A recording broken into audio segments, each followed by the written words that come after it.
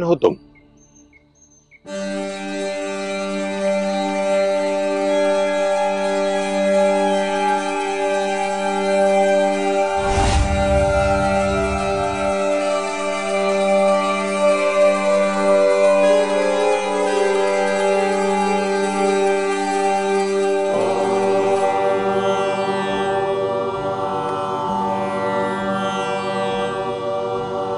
जो आप वही मैं हूँ। यदि आप शरीर हैं, तो मैं भी वही शरीर हूँ।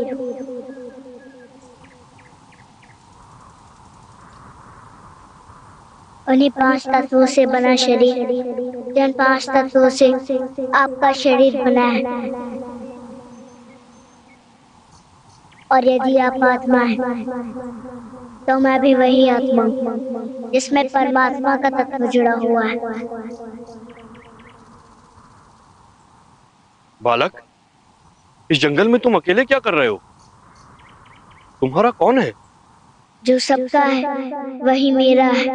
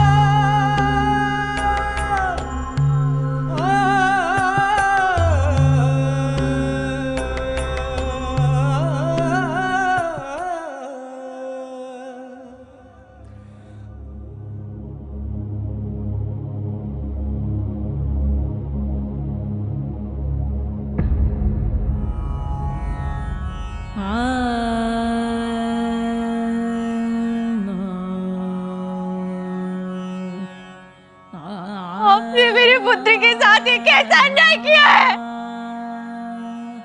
मेरा लाल कभी कभी ये संसार नहीं देख पाएगा।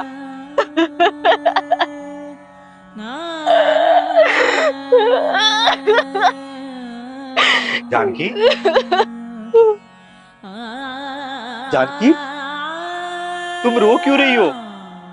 हैं?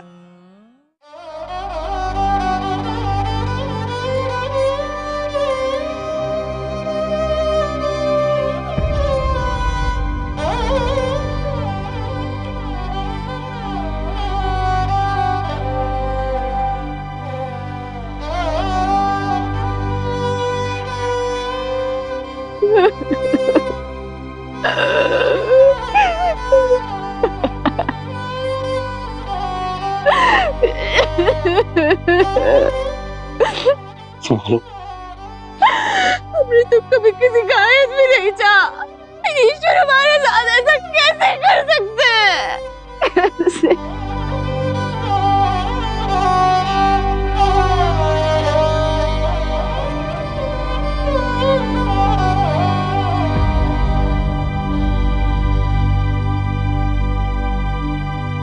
कहीं ऐसा तो नहीं कि हमारी भक्ति में हमसे कहीं कोई भूल हो गई हो, जिसका ईश्वर हमें दंड दे रहे? या हमने कहीं किसी को ठेस तो नहीं पहुंचा दी? नहीं, कहीं किसी के साथ कोई ऐसा दुष्कर्म तो नहीं कर दिया जिसके परिणाम में ईश्वर ये सब कर रहे हैं? लेकिन यदि हमसे वो भूल हुई भी, उसका प्रायश्चित हमसे करवाए, हमारे इस नन्हे बालक से नहीं। नवजात शिशु बिना नेत्रों के कैसे अपना जीवन यापन करेगा?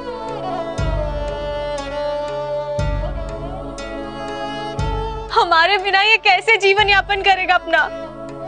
बताएं। मैं समझता हूं जानकी, ये अत्यंत दुर्भाग्य की बात है, परंतु इससे हमारे जीवन पर पूर्ण विराम तो नहीं लग सकता ना। रात दिन इसके बारे में चिंता करने से कहीं अधिक अच्छा है हम अपने पुत्र के भविष्य के बारे में विचार करें। किसी भी प्रकार से हम अपने पुत्र का पालन पोषण भली भांति करेंगे।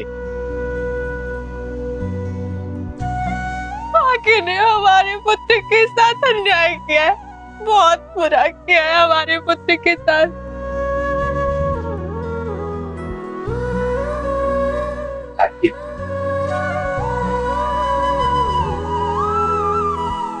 अच्छे लोगों के साथ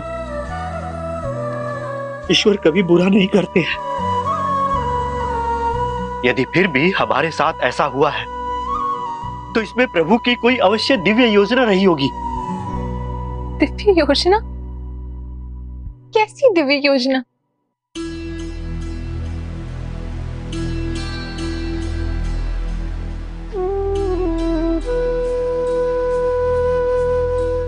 जो भाग्य से युद्ध करके अपनी पहचान बनाए वह श्रेष्ठ माना जाता है। मनुष्य जन्म की परिस्थितियों से नहीं अपितु कर्म के कारणों से इतिहास में जाना जाता है।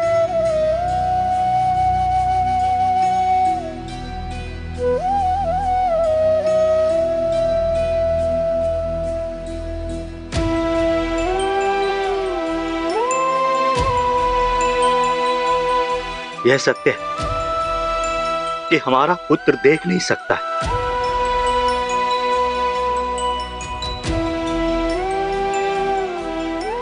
हमारा पुत्र भले ही स्वयं की आंखों से ना देख सके,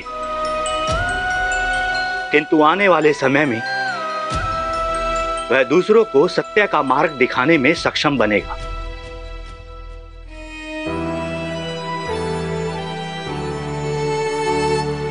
किंतु मुझे अब भी अपने पुत्र का संपूर्ण जीवन अंधकारमयी दिख रहा है। ये सब जो आप कह रहे हैं, ये किस प्रकार संभव होगा? अवश्य होगा, अवश्य होगा जानकी। हम अपने पुत्र का लालन पालन इस प्रकार करेंगे कि इसे इसकी सबसे बड़ी दुर्बलता का भान ही नहीं होगा।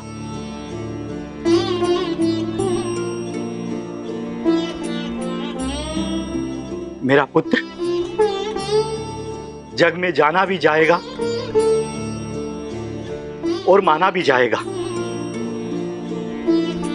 और मेरा पुत्र एक उदाहरण बनेगा जिससे आने वाली कई पीढ़ियां प्रेरणा लेंगी।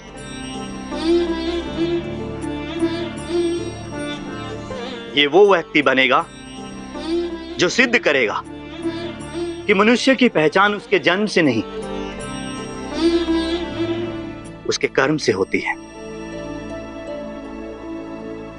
हमारा पुत्र रखेगा बुद्धिजीवियों के ज्ञान का मान, जिसके ज्ञान के समक्ष झुकेंगी महात्माओं की सभा। आकाश से ऊंचा असीम चरित्र होगा, उसका नाम होगा नाभा।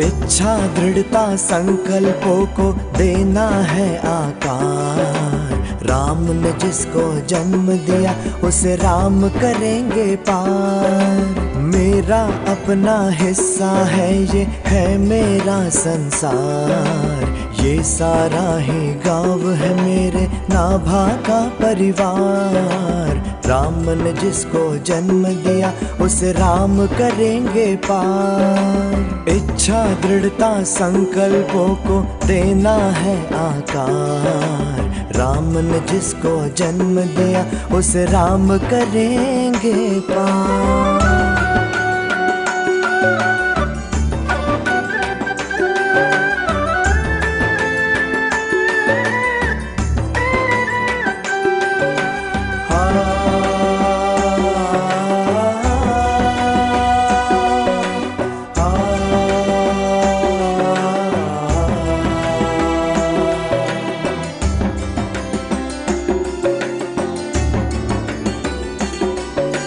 भाग्य कर्म से बदल जाएगा, ये जीवन भी खिल जाएगा।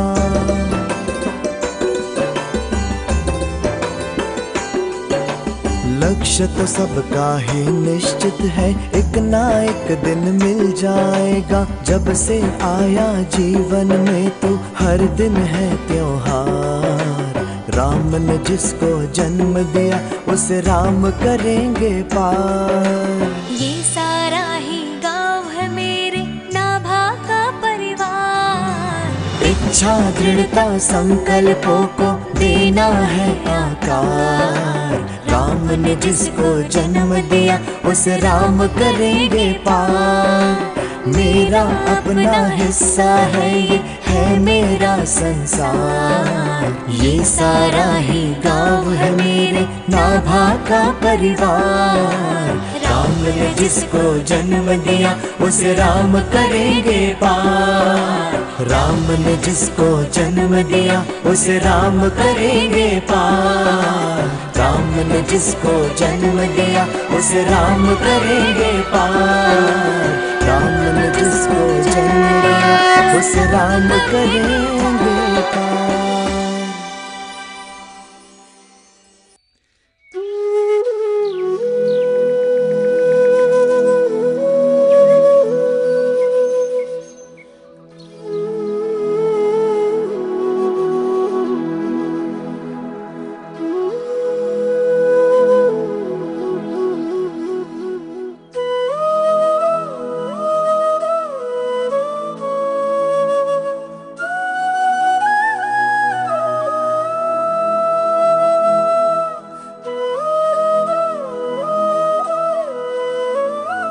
आ गए आप?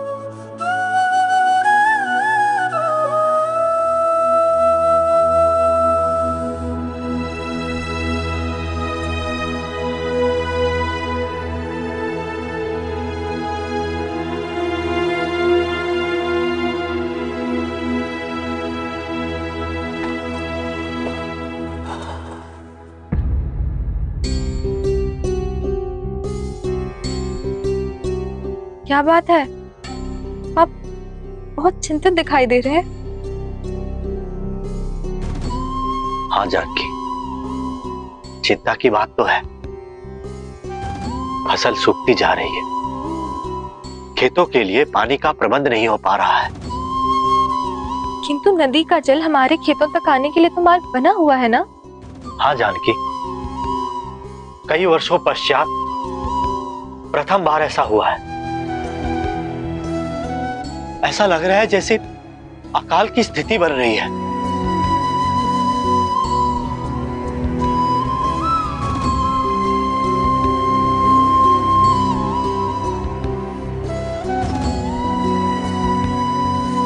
थोड़ा जल ले आओ। जल तो समाप्त हो गया है, एक बूंद भी नहीं है घर में। आप कुछ क्षण प्रतीक्षा करें, मैं अभी लेकर आती हूँ। नहीं नहीं, तुम रुको, मैं लेकर आता हूँ। आप दिन भर के थके हारे आए हैं, विश्राम कीजिए, मैं ले आती हूँ। जानकी, विश्राम करने का समय नहीं है। गांव के कुएं और तालाब सूखते जा रहे हैं। हमें शीघ्र ही जल का प्रबंध करना होगा। सुनिए, घर में कुछ खाने के लिए विशेष नहीं है। मैं कुछ प्रबंध करता हूं।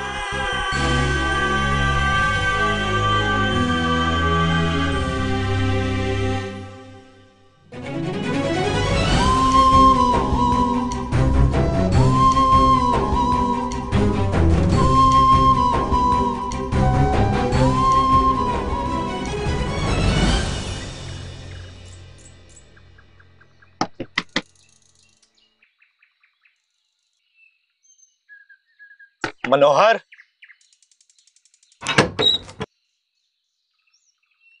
अरे रामदास, तुम? मनोहर, थोड़े जल की आवश्यकता थी। क्या बताऊं, जल तो समाप्त हो गया है। मेरे घर गांव के कुएं में भी नहीं बचा। मैं स्वयं बड़ी कठिनाई से पीने हेतु जल का प्रबंध कर पाया हूं। घर में सब कुछ समाप्त हो गया है। थोड़े चने या चावल मिल जाते तो।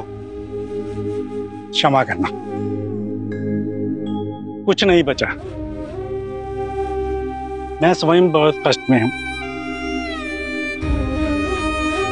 खेत सूख गए, कुछ समझ में नहीं आ रहा। आने वाला समय बहुत भयावह लग रहा है। चिंता मत करो मनोहर, ईश्वर सब ठीक करेंगे। मैं सजीवन के घर होके आ जाता हूं, वहां अवश्य प्रबंध हो जाएगा।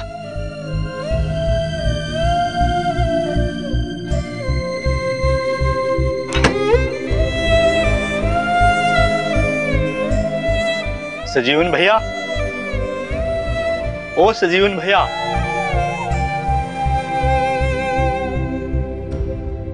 राम राम सजन। राम राम रामदास, कहो कैसे आना हुआ?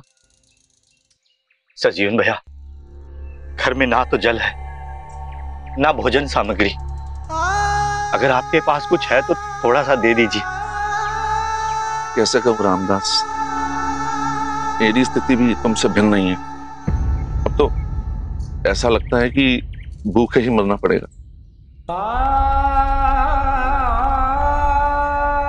कुछ समझ में नहीं आ रहा है, क्या करूं? हम स्वयं तो भूखे रह सकते हैं, किंतु घर में छोटा बालक भी तो है, उसे भूख से व्याकुल नहीं देख सकते।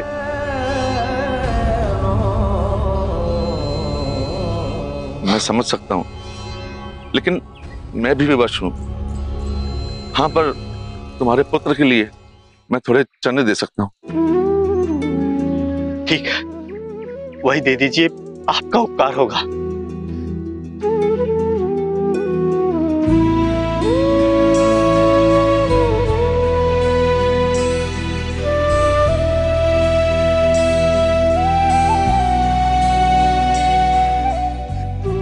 बहुत बहुत आभार आपका।